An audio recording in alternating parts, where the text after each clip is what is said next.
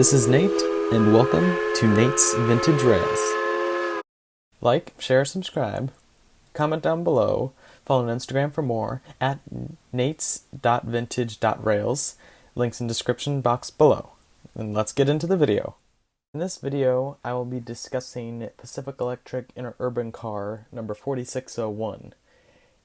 In order to do so, we need to tell a little history about the car, as well as an unfortunate accident it experienced in 1946. Pacific Electric 4601 was built in 1911 by American Car and Foundry Company for East Bay Electric Lines as number 315. The car was in service in the Oakland and Berkeley area of San Francisco and was in service until 1942 when all the lines closed. The United States Maritime Commission purchased number 315 along with 81 other cars for use in Los Angeles for moving dock workers to Los Angeles for transit for the shipyards in the war effort. In 1944, all 81 cars are sold to Pacific Electric with various numbers, the large bulk of cars becoming 4600 to 4647, along with the few combine cars in a later number series. Number 315 was renumbered 4601 in 1944. A few years later, in 1946, on October 19th, the car was heading the shop train from downtown to the Torrance shops for the Pacific Electric. Northbound was a freight train headed by motor number 1628, which was built in Torrance in 1924. The freight train had 13 cars, and that morning the two trains collided. Number 4601 suffered a brunt of the damage. The entire vestibule was destroyed in one go, and the motorman sadly passed away. The car was sold for scrap soon thereafter and was replaced by another former USMC car. In 1946, the car was purchased by Forrest Wilson for use as a home in the Walteria neighborhood of Los Angeles. In 1963, after he built another home on the same property, it became a workshop for him.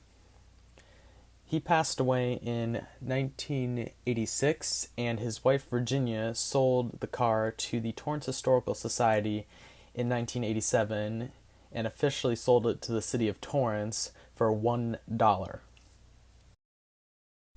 The car is on display near Wilson Park's east entrance at the Southern California Live Steamers Miniature Railroad. Since the car has been put on display and has been in the ownership of the Torrance Historical Society, it has suffered some damage from vandals, but recently it has been improved with the help of some Eagle Scouts, one of whom I know. Right there was a door that Mr. Wilson had cut into the car in order to make it a home and workshop. Some freight trucks that it's sitting on, and the wrecked end of the car was just scrapped and taken off.